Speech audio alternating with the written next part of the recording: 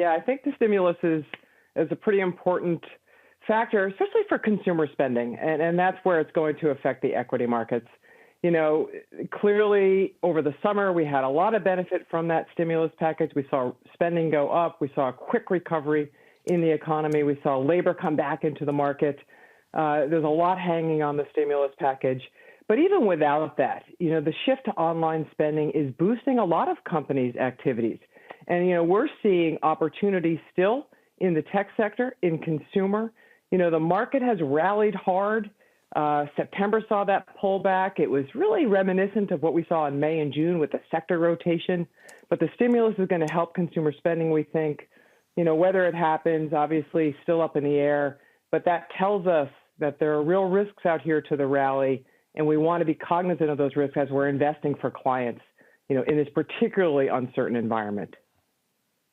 Yeah, I mean, the disconnect between the markets and Main Street has always been there, but Joanne, it's never seemed wider. I mean, you know, you look what's going on, and especially in New York City, 30% of small businesses could go under because they're still on lockdown. I mean, it's kind of crazy when you really think about what's happening there, but you got to kind of invest and go on. It's good for pension funds as well, too, Joanne. So what do you think is the biggest risk for equities right now? Well, I think COVID is still the biggest risk. You know, we've seen the market react to changes in the case count. We're likely to continue to see that through the fall and the winter, right? There are a lot of concerns expressed by the medical experts that we could see a surge in cases. The tentative recovery in places like restaurants, particularly in New York, as the cold weather comes in and they have to withdraw from outdoor dining, you know, COVID is going to really determine some of the paths for some of those kinds of companies. So, you know, we think COVID's a big risk. We also think, obviously, the election is a big risk. You know, the polls right now suggesting a Democratic win. There'll be a lot of concerns heading towards the end of the year if that materializes for tax rates, not just the corporate tax rate, but capital gains taxes. So we could see more sector rotation as some of these high-flying stocks pull back if folks decide to take their capital gains this year, which is why we're particularly interested in steering our clients towards individual stocks, which is what we do at Advisors Capital, rather than having them invested in the whole market. We like to think about this as rather than having our investors swim in the public pools, we like to build them their own pools in their own backyards so we can select individual stocks because there are still some great opportunities out there precisely because of the risks. So in risk, we see opportunity. We like to find some value stocks that have some growth potential. Yeah, and you really do. You know, people will say, well, it's because you're CNBC and you're a stock market channel, whatever. I really do feel like, I've been doing this 25 years, Joanne, this is a stock picker's market in many ways because, you know, if you want the markets to go up as a whole, you've got to have the big 5 or 6 stocks go up. It almost is impossible for the markets to go up unless Apple and all those names we talk about every day perform. But it doesn't mean you can't still make a lot of money on interesting companies. You talked about pools. Apparently you like homes. Lennar, one of your types of picks. The home building numbers that we had yesterday were off the charts.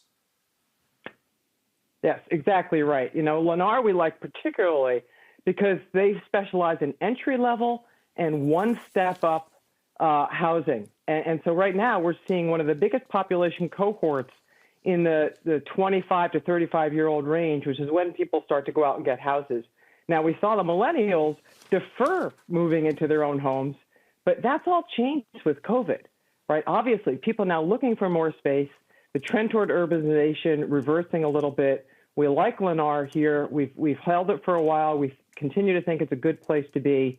And not just Lennar, but also related stocks in the housing space, whether it's materials, whether it's appliances or furnishings. Something like Williams-Sonoma is one of our favored stocks at this point.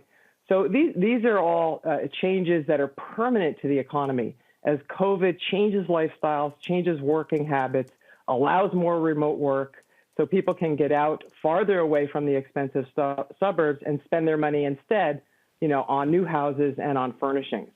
So there are a lot of changes coming along with this presence of COVID and, you know, not just in housing, but, you know, elsewhere in the economy, you know, the online opportunities, you know, the obvious plays, Apple, Google, Facebook, Yeah. these are becoming a little bit expensive. And so, we find other ways to play that, like a company like Zebra Technologies, which I've talked about a little bit in the past. It's one of our favorite plays. If you think about Amazon as the great white shark of the online world, think about Zebra as the little remora fish.